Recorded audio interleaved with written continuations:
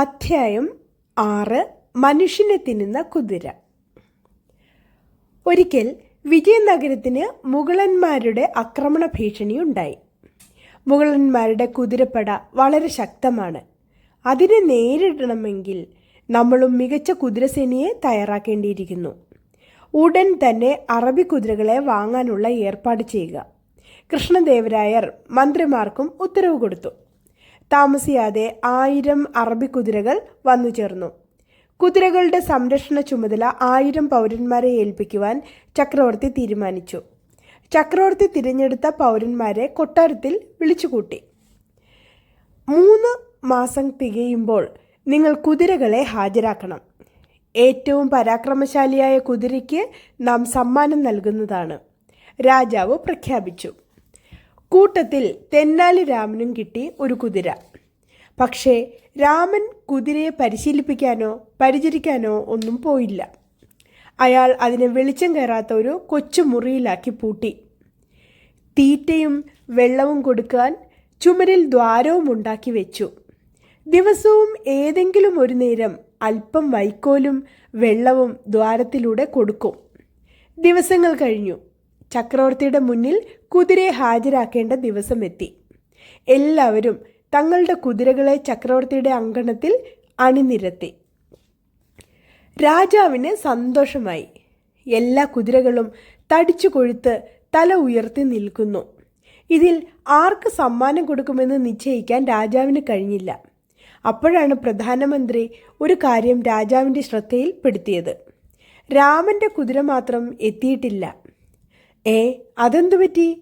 ഉടനെ ഹാജരാക്കൂ അയാളെ, രാജാവ് കൽപ്പിച്ചു. താമസിയാതെ ഭടന്മാർ രാമനെ രാജാവിൻ്റെ മുന്നിൽ എത്തിച്ചു. എവിടെ തൻ്റെ കുതിര? രാജാവ് ചോദിച്ചു. അങ്ങ് എന്നോട് ഈ ചതി കാണിക്കുമെന്ന് കരുതിയില്ല. എന്ത്? നാം രാമനെ ചതിച്ചെന്നോ? എന്തുണ്ടായി? പിന്നെ എന്തിനാണ് എനിക്ക് മാത്രം മനുഷ്യനെ തിന്നുന്ന കുതിരയെ തന്നത്? മനുഷ്യനെ തിന്നുന്ന കുതിരയോ? അസംബന്ധം. ഞാൻ പറഞ്ഞത് വിശ്വാസമായില്ലെങ്കിൽ സൈന്യാധിപനോട് വന്ന് നോക്കാൻ പറഞ്ഞാലും. തെറ്റാണെങ്കിൽ എനിക്ക് എന്ത് വധശിക്ഷ വേണമെങ്കിലും തരാം. രാജാവ് തെന്നാലിരാമൻ്റെ കുതിരയെ പരിശോധിക്കാൻ സൈന്യാധിപനെ അയച്ചു. എവിടെ തൻ്റെ മനുഷ്യനെ തിന്നുന്ന കുതിര? തെന്നാലിരാമൻ്റെ വീട്ടിലെത്തിയ സൈന്യാധിപൻ തൻ്റെ താടി ഉഴിഞ്ഞുകൊണ്ട് ചോദിച്ചു. ദാ അവിടെ, ആ മുറിയിൽ.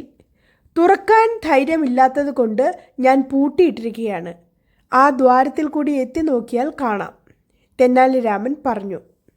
സൈന്യാധിപൻ വലിയ ഗൗരവത്തോടെ ദ്വാരത്തിലേക്ക് തല കടത്തി. അകത്തേക്ക് നീണ്ടുവരുന്ന സൈന്യാധിപൻ്റെ താടി കണ്ടപ്പോൾ ആരോ വൈക്കോൽ വെച്ച് നീട്ടുന്നതായാണ് കുതിരയ്ക്ക് തോന്നിയത്. വിശന്നു നിന്ന കുതിര അതിൽ ഒറ്റക്കടി. സൈന്യാധിപൻ ഞെട്ടിപ്പോയി. അയാൾ അലറി വിളിച്ചുകൊണ്ട് തല വലിച്ചെടുക്കാൻ നോക്കി. പക്ഷേ കുതിര കടിവിട്ടില്ല. അങ്ങോട്ടും ഇങ്ങോട്ടും പിടിവലിയായി. ഒടുവിൽ താടി പറഞ്ഞ് സൈന്യാധിപൻ മലർന്നടിച്ച് നിലത്ത് വീണു. എൻ്റെ തല പോയേ! അലറി വിളിച്ചുകൊണ്ട് സൈന്യാധിപൻ കൊട്ടാരത്തിലേക്ക് പാഞ്ഞു. ചോരയിൽ കുളിച്ചു വന്ന സൈന്യാധിപനെ കണ്ട് രാജാവ് ഞെട്ടി. സത്യമടങ്ങുന്നേ, അത് ആളെ തിന്നുന്ന കുതിരയാ, സൈന്യാധിപൻ ആണയിട്ട് പറഞ്ഞു. ആ കുതിരയെ ഒന്ന് നേരിൽ കാണാൻ രാജാവിന് ആഗ്രഹമുണ്ടായി. അദ്ദേഹം ഉടൻ തന്നെ സൈന്യവുമായി തെന്നാലിരാമൻ്റെ വീട്ടിലേക്ക് പുറപ്പെട്ടു. ആയുധങ്ങളുമായി സൈന്യം കുതിരയെ അടച്ചിട്ടിരുന്ന മുറിയുടെ ചുറ്റും നിന്നു. ആർക്കും ദ്വാരത്തിലൂടെ തലയിട്ട് കുതിരയെ നോക്കാനുള്ള ധൈര്യമുണ്ടായില്ല.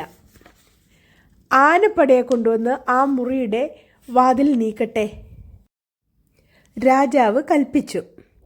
ആനപ്പട ചിഹ്നം വിളിച്ചുകൊണ്ട് ആ മുറി വളഞ്ഞു. വാതിൽ വലിച്ചു പൊളിച്ചിട്ടു. പക്ഷേ കുതിര പുറത്തു വന്നില്ല. എല്ലാവരും ആകാംക്ഷയോടെ കാത്തുനിന്നു. സൂക്ഷിക്കണം, ചിലപ്പോൾ പതുങ്ങിയിരുന്ന് ആക്രമിക്കും, രാജാവ് മുന്നറിയിപ്പ് നൽകി. കുറേ നേരത്തേക്ക് ഒരൊച്ചയും അനക്കവും ഇല്ലാതെ വന്നപ്പോൾ സൈനികർ ആയുധങ്ങളുമായി മുറിയുടെ വാതിൽക്കൽ ചെന്ന് എത്തി നോക്കി. അവിടെ കണ്ട കാഴ്ച അവരെ പൊട്ടിച്ചിരിപ്പിച്ചു. 4 കാലിൽ എഴുന്നേറ്റ് നിൽക്കാൻ ബുദ്ധിമുട്ടുന്ന ഉണങ്ങി മെലിഞ്ഞ് ചാവാറായ ഒരു കുതിര. അത് കണ്ട് രാജാവിന് കോപം അടക്കാനായില്ല. അദ്ദേഹം രാമനെ പിടിച്ച് തുറുങ്കിലടയ്ക്കാൻ കൽപ്പിച്ചു. അപ്പോൾ രാമൻ പറഞ്ഞു, എന്നെ തുറുങ്കിലിട്ടോളൂ. അതിനു മുമ്പ് ഞാൻ പറയുന്നത് കേൾക്കാൻ സന്മനസ്സുണ്ടാകണം. പടക്കുതിരകളെ പരിപാലിക്കേണ്ടത് ഗൃഹസ്ഥരായ പൗരന്മാരല്ല, പോരാളികളാണ്. സാധാരണ ജനങ്ങൾ വളർത്തുന്ന കുതിരകൾ സവാരിക്ക് മാത്രമേ ഉപയോഗപ്പെടൂ. അപകടം കാണുമ്പോൾ അവ തിരിഞ്ഞോടും. കാരണം വളർത്തുന്നവൻ്റെ രീതി അനുസരിച്ച് ഓരോ കുതിരയുടെ സ്വഭാവവും പലതായിരിക്കും. എന്നാൽ പടക്കുതിരകളുടെ സ്വഭാവം ഒരുപോലിരിക്കണം, എങ്കിലേ യുദ്ധം ജയിക്കുകയുള്ളൂ. ഇപ്പോൾ കണ്ടില്ലേ ഞാൻ വളർത്തിയ കുതിരയും മറ്റുള്ളവർ വളർത്തിയ കുതിരകളും തമ്മിലുള്ള വ്യത്യാസം. രാജ്യ താൽപ്പര്യങ്ങളുടെ കാര്യത്തിൽ എളുപ്പവഴി നോക്കരുത്. രാജാവിൻ്റെ കണ്ണ് തുറന്നു. അദ്ദേഹം രാമൻ്റെ ബുദ്ധിയെ പ്രശംസിക്കുക മാത്രമല്ല, ധാരാളം സമ്മാനങ്ങൾ നൽകുകയും ചെയ്തു. അധ്യായം 7. ചാരൻ. ഒരിക്കൽ രാമൻ്റെ വീട്ടിൽ ഒരു അതിഥി വന്നു ചേർന്നു. അകന്ന ഒരു ബന്ധം പറഞ്ഞാണ് അയാൾ വന്നത്. രാമന് ഒരു പിടിയും കിട്ടിയില്ല. പക്ഷേ അതിഥിയല്ലേ, കുറച്ച് ദിവസം താമസിച്ചു പോയിക്കോട്ടെ, രാമൻ തീരുമാനിച്ചു. ഒരു ദിവസം രാമൻ ദൂരയാത്രയ്ക്ക് പോയ സമയം നോക്കി രാമൻ്റെ ബന്ധു ചക്രവർത്തിക്ക് തെന്നാലി രാമൻ എഴുതുന്നത് പോലെ ഒരു സന്ദേശം തയ്യാറാക്കി അയച്ചു. തന്ത്രപ്രധാനമായ ചില കാര്യങ്ങൾ അങ്ങേ അറിയിക്കാനുണ്ട്. രാജ്യരക്ഷയുമായി ബന്ധപ്പെട്ട ചില രഹസ്യങ്ങളാണ്. അതുകൊണ്ട് അക്കാര്യം സംസാരിക്കാൻ കൊട്ടാരത്തെക്കാളും പറ്റിയ സ്ഥലം എൻ്റെ വീടാണ്.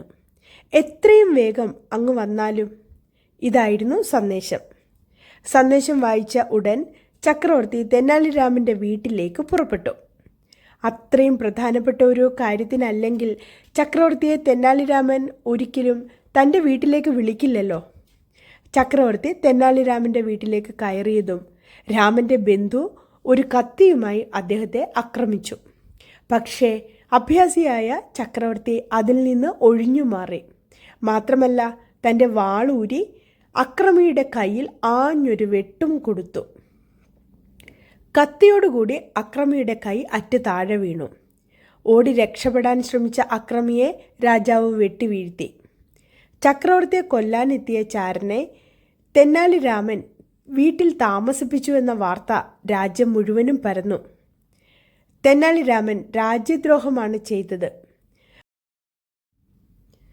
വധശിക്ഷയിൽ കുറഞ്ഞ ഒരു ശിക്ഷ ഇതിനില്ല, മന്ത്രിമാർ ഒറ്റക്കെട്ടായി പറഞ്ഞു. ഈ വാർത്ത തെന്നാലി രാമൻ്റെ കാതിലുമെത്തി. അയാൾ ഞെട്ടിപ്പോയി. അയാൾ ഉടൻ തന്നെ വിജയപുരത്തേക്ക് തിരിച്ചു. രാജാവിനെ കണ്ട് തൻ്റെ നിരപരാധിത്വം അറിയിക്കണമല്ലോ. പക്ഷേ നഗര കവാടത്തിൽ എത്തുന്നതിന് മുമ്പ് തന്നെ രാജഭടന്മാർ തെന്നാലി രാമനെ പിടിച്ചുകെട്ടി രാജാവിൻ്റെ മുന്നിൽ കൊണ്ടു നിർത്തി. അടിയൻ നിരപരാധിയാണ്, അറിഞ്ഞുകൊണ്ടൊരു തെറ്റും ചെയ്തിട്ടില്ല. ബന്ധുവെന്ന് പറഞ്ഞു വന്ന ആൾ ചാരനാണെന്ന് അടിയൻ അറിയില്ലായിരുന്നു. എന്നോട് ക്ഷമിക്കണം. തെന്നാലി രാമൻ തൊഴുതുകൊണ്ട് പറഞ്ഞു.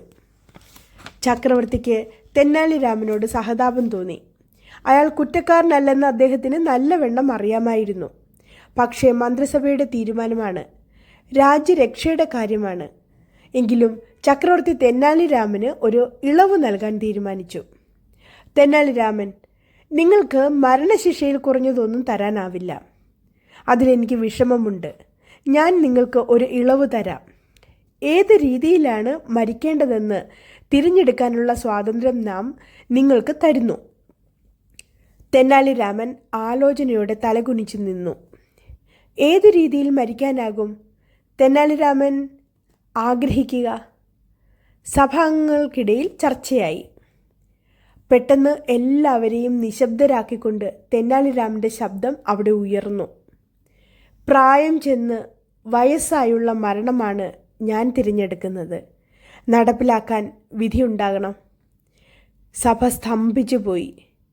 ചക്രവർത്തി പൊട്ടിച്ചിരിച്ചു. രാമൻ്റെ ബുദ്ധിശക്തിയെ ചക്രവർത്തി വാനോളം പുകഴ്ത്തി. അധ്യായം 7 ഇവിടെ അവസാനിക്കുകയാണ്. കഥ ഏവർക്കും ഇഷ്ടപ്പെട്ടുവെങ്കിൽ ലൈക്ക് ചെയ്യുവാനും ഷെയർ ചെയ്യുവാനും സബ്സ്ക്രൈബ് ചെയ്യുവാനും മറക്കില്ലല്ലോ. നന്ദി, നമസ്കാരം.